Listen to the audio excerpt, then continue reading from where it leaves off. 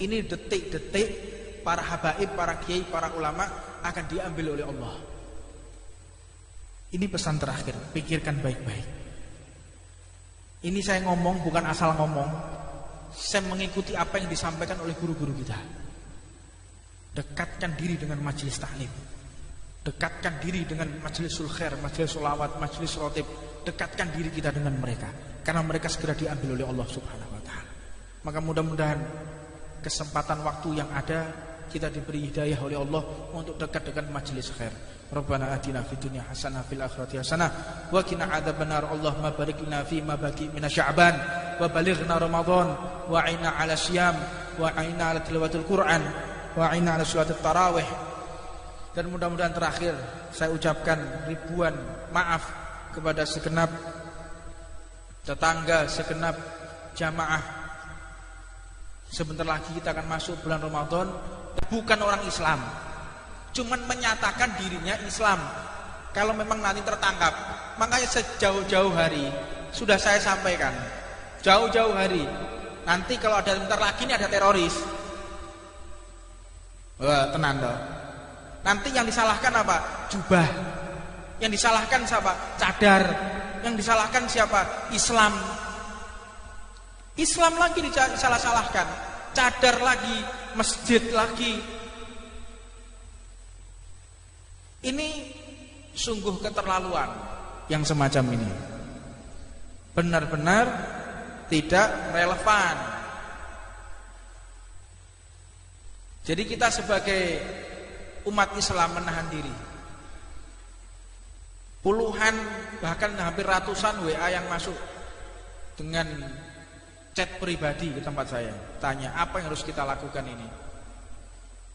Maka saya jawab, kita tidak usah merespon. Kita nunggu kabar resmi dari pemerintah. Kita percayakan segala sesuatunya kepada aparatur pemerintah, polisi dan TNI. Serahkan sepenuhnya kepada polisi dan TNI. Kita lihat bagaimana nanti hasilnya. Dan tentunya kami pasti akan dilibatkan untuk berpikir. Kami akan dilibatkan untuk melihat secara jelas. Makanya segala sesuatu itu harus transparan. Saya sering mengatakan 3 pilar ini saya tidak tahu ideologi dari mana, saya nggak paham ini 3 pilar ini. Polisi, TNI dan pejabat pemerintahan. Lah tokoh ulama dikemanakan ini? Tokoh agama dikemanakan? Tokoh agama, saya berbicara di sini bukan harus orang Islam, tidak. Kalau di Papua libatkan para pendeta. Libatkan mereka ketika di Bali orang-orang Hindu, tokoh-tokoh agama Hindu, libatkan mereka, jangan 3 pilar. Kalau sudah seperti ini baru gimana ini menurut Pak Kiai, gimana menurut Pak Ustadz, telat. Makanya ideologi ini harus disembuhkan ini. Kalau terus-terusan seperti ini, maka tidak akan mencapai kesuksesan dalam bernegara. Makanya politik kalau sudah mau dipisahkan dengan agama, ya kayak gini nih modelnya. Di majelis ini kita mulai mencerdaskan masyarakat, memahamkan masyarakat. Jadi untuk memahami problematika yang ada di tengah-tengah kita saat ini, tiada lain adalah mengisi pikiran kita dengan ilmunya Nabi Muhammad. Jadi jangan kita memikirkan sesuatu atau mengambil kesimpulan melalui media mainstream atau melalui medsos. Oh, ini pasti gara-gara ini, gara-gara cadar, gara-gara ini sekelompok orang Islam. Lah kok enak? Hah? Anda menuduh orang Islam, mesti ke orang Islam. Dan ini adalah aliran radikal. Mau tahu radikal yang sesungguhnya di negara kita? Radikal yang paling radikal, rajanya radikal itu para koruptor. Koruptor itu juga perbuatan radikal itu, koruptor itu radikal sekali. Tapi tidak ada yang menyebutkan koruptor itu radikal. Ada? Tidak ada. Itu orang yang koruptor. Oh maling loh. Kan maling itu aslinya. Makanya yang menyebabkan kondisi psikologis masyarakat ini tidak kuat itu karena kesulitan ekonomi, Pak. Kesulitan ekonomi, mereka lapar, dipengaruhi, ikut aliran radikal, dibiayai, disuruh ini dan itu, dikendalikan bisa mereka dalam keadaan lapar kok. Lah kenapa bisa lapar? Ya karena banyaknya koruptor. Jadi kita kalau mengambil menyembuhkan satu permasalahan tidak cukup dengan satu masalah bentuk tim. Bentuk tim, gimana caranya nangani teroris? Loh, teroris ini ada, kita harus cari apa sebabnya. Apa sebabnya teroris ini ada? Oh karena pemahaman. Loh, pemahaman yang bagaimana?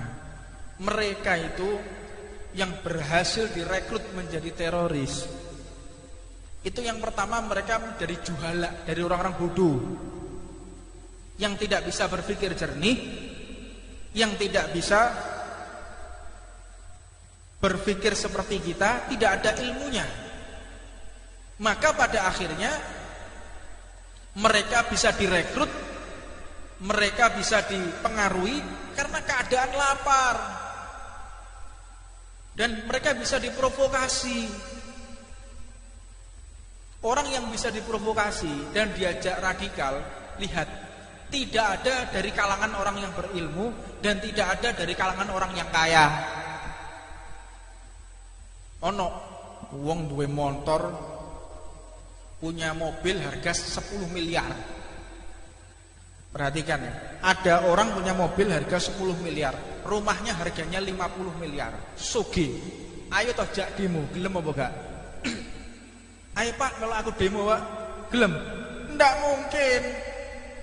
Karena apa? Ekonominya kuat, perutnya kenyang. Jajal utangnya akeh, bojo wis ngamuk terus, blonjoan kurang, bayar sekolah anak, SPP ini terlambat, listrik wis tit.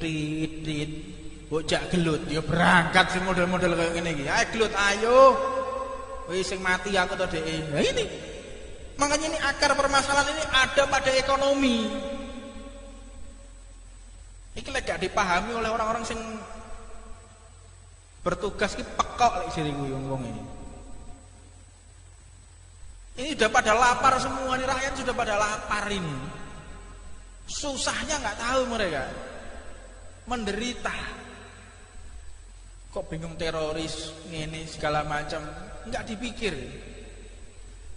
Itu para koruptor terus tangkapi semua itu. Kalau bisa dihukum mati mereka itu. Makanya orang-orang Cina itu betul. Koruptor telanjangi ditembak di tengah masyarakat itu betul enggak model-model kayak gitu. Iki gak ngene Indonesia koruptor cengenges melambaikan tangan. Ngene wartawan. Iki piye to munggah mono. Yang menciptakan radikalisme ini yang model-model kayak begitu. Ilmu dipahami. Kita jangan membahas mereka mengerti atau belajar dari pemahaman yang salah. Ya jelas. Matongone datang ke mereka, kamu mau ikut saya? Kamu mau terang-terangan ya, kamu mau ikut saya, nanti tak biayai keluargamu. Itu banyak kasus. Kalau kita mau terang-terangan, orang yang megang bom dan lain sebagainya, itu sudah tertekan ekonomi, Pak. Keluargamu tak jamin. Keluargamu pasti senang, tapi syaratnya ledakan ini. Itu yang terjadi di negara-negara Suriah, di Irak. Saya kira di Indonesia kurang lebih seperti itulah. Itu orang-orang yang ekonominya carut-marut, gak ada orang punya usaha mapan, punya perusahaan yang bagus, dia bisa ibadah dengan tenang, terus nggawa bom, wong gendeng lho gak gelem. Iki lho mercon cekelen, gelem kok gak? Sampean tak opahi 100.000, gelem apa? Ndak mungkin tuh, akal sehat mana? Makanya seperti ISIS dan kalangan radikal ini terbentuknya karena ekonomi yang lemah, rusaknya ekonomi. Ini mulai ini. Negara kita dikacaukan ekonominya supaya bisa dikendalikan. Itu yang pertama. Analisa pertama. Analisa kedua, ini memang kita sengaja mau diadu domba. Karena apa? Alam kita sudah mulai dieksploitasi. Kudu cerdas, kudu ngerti, Pak. Emas mulai disedot, emas diambil, pertambangan diambil, minyak diambil. Tapi sing dimusuhi cadar, sing dimusuhi jubah, sing dimusuhi Islam, sing dimusuhi Arab. Loh, aku loh heran. Kadang-kadang saya tuh berpikir ya, ada orang yang memusuhi Arab. Arab itu dimusuh-musuhi. Saya berpikir, apa sih salah wong Arab ini? Menjajah ya ora. Menjajah negara kita tidak. Mengeksploitasi alam kita juga tidak. Loh, kok bisa mereka seperti itu? Tiada lain, mereka mengajak kita memusuhi Arab karena Arab ini identik dengan Islam. Jadi di brainwash untuk sara. Ini kudu paham to guys. Ini lek kelas sarjono gitu gak pas sih. Sarjana paham. Coba saya kasih materi yang seperti ini. Rodok mantep titik. Mereka di brainwash piye carane musuhi ras Arab. Tujuannya adalah ingin menghinakan syariatnya Allah Subhanahu wa taala. Nabinya nabi Arab. Al-Qur'an bahasa Arab. Sembayang bahasa Arab. Ono tak sembayang Allah Maha Besar dengan nama Tuhan yang Maha Pengasih lagi Maha Penyayang. Alhamdulillahirabbil alamin. Terus diartikno pisan. Ndah niat kok rusak iki negara iki. Mangkane dadi musaddiq. Ngerti musaddiq? Salat itu boleh dengan menggunakan bahasa Indonesia agar kita bisa mengerti maknanya. Loh. Ini sudah mulai brainwash. Ini bukan dia muncul tiba-tiba, tidak. Tetapi ini adalah hasil produk kader-kader para musuh negara kita. Makanya wong Islam kudu cerdas. Jangan kita mau diadu domba. Jangan kita mau dihancurkan pikiran kita dengan sara. Sara itu sudah dihancurkan oleh Rasulullah. Dulu itu ada gobilah-gobilah. Ini Bani Hashim, ini Bani Kinanah, ini ada Bani Quraisy. Mereka itu bergobilah, bersuku-suku. Semua itu dihilangkan oleh Nabi Muhammad. Iki wong Arab, iki wong Jawa, iki wong Londo, iki wong Cina. Itu sudah dihilangkan sama Nabi Muhammad yang seperti itu. Tidak ada, semua itu sama di hadapan Allah. Kalau bahasa Indonesianya Bhinneka Tunggal Ika. Itu ajaran Nabi Muhammad. Jangan kita mengklaim itu adalah pemikiran seseorang, salah. Itu ajaran Islam itu. Yang mengajarkan Bhinneka Tunggal Ika, yang mengajarkan Pancasila, itu semua daripada pencetusnya adalah orang yang meneladani ilmunya Nabi Muhammad SAW. Orang yang mengerti Islam itu pasti Pancasila. Orang yang mengerti Islam pasti dia mengerti toleransi. Jadi jangan mau kita dibodohi sama mereka. Kalau ini adalah orang Islam, tidak ada, Pak. Orang Islam yang ngebom, orang Islam tidak ada, mana ilmunya.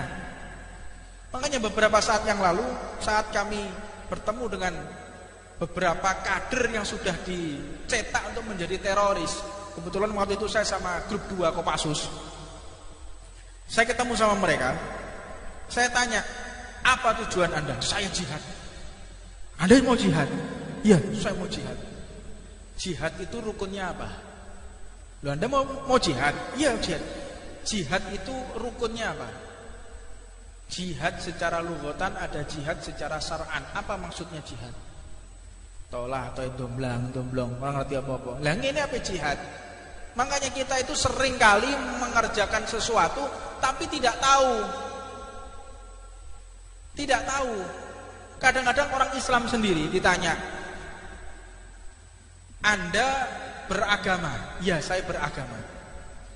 Rukunnya agama itu apa? Anda beragama? Ya. Rukunnya agama itu apa? Orang ngerti. Ini loh permasalahan kita sekarang ini. Sudah kita lapar, ekonomi sulit, tidak punya ilmu. Makanya jangan jauh-jauh dari majelis taklim agar kita tidak terprovokasi, agar kita benar-benar tidak salah dalam melangkah. Makanya rukunnya agama al-iman wal islam wal ihsan. Apa definisi Islam? Apa definisi iman? Apa definisi ihsan? Pengertiannya ihsan itu apa? Kalau sekarang ditambah lagi oleh Mujaddid fi hadhihi zaman, Al-Imam Al-Habib Abu Bakar Al-Adni, yang keempat ditambahkan lagi wa ilmu bi qiyamis saah. Pengertian tentang masalah hari kiamat.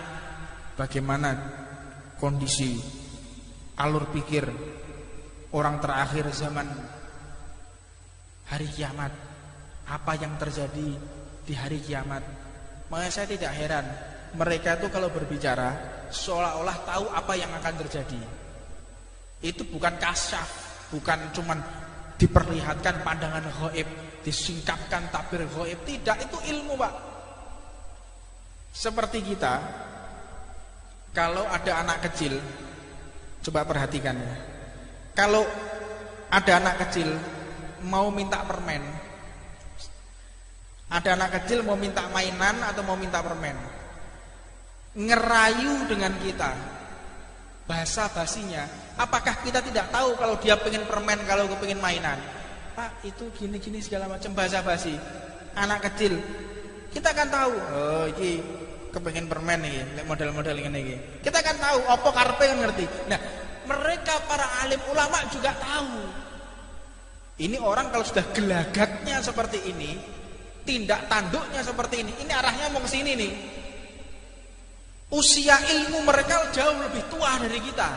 Jadi tahu, bukan mereka kasaf, hijab terbuka, tidak. Seperti kita dengan anak kecil tadi. Jadi yang membedakan kita dengan anak kecil itu karena kedewasaan dalam berpikir atau tingkatan ilmu. Makanya para ulama itu mengerti apa yang terjadi, bukan karena cuman mereka memang dibersihkan mata hatinya dengan ainul basirah tadi. Mereka juga mengerti ilmunya. Wa ilmu bi qiyamis saah, di antaranya adalah Habib Abu Bakar Al-Adni. Beliau sudah mengatakan, ini terakhir, penutupan terakhir. Saya ulangi pesan beliau. Sebelum ada perang Yaman, beliau sudah mengatakan hadzi ma'had satu gelak. Pondok ini akan ditutup dan kalian tidak akan pernah mendengar lagi nama habaib. Saya ingatkan lagi, ini akhir zaman. Para habaib akan dipanggil sama Allah. Saya ulangi lagi. Mumpung para habaib, para ulama masih ada di depan kita, jangan jauh-jauh dari mereka. Ini detik-detik para habaib, para kiai, para ulama akan diambil oleh Allah. Ini pesan terakhir, pikirkan baik-baik. Ini saya ngomong bukan asal ngomong. Saya mengikuti apa yang disampaikan oleh guru-guru kita. Dekatkan diri dengan majelis taklim. Dekatkan diri dengan majlisul khair, majelis sholawat, majelis rotib. Dekatkan diri kita dengan mereka, karena mereka segera diambil oleh Allah Subhanahu wa ta'ala. Maka mudah-mudahan kesempatan waktu yang ada, kita diberi hidayah oleh Allah untuk dekat dengan majelis khair. Rabbana atina fid dunya hasanah fil akhirati hasanah wa qina adzabannar. Allahumma barik lana fi ma baqi min sya'ban wa balighna ramadan wa aina 'ala syiyam wa aina 'ala tilawatil Qur'an wa aina 'ala sholatit tarawih. Dan mudah-mudahan terakhir saya ucapkan ribuan maaf kepada segenap tetangga, segenap jamaah. Sebentar lagi kita akan masuk bulan Ramadan dan majelis ini tidak akan pernah diliburkan.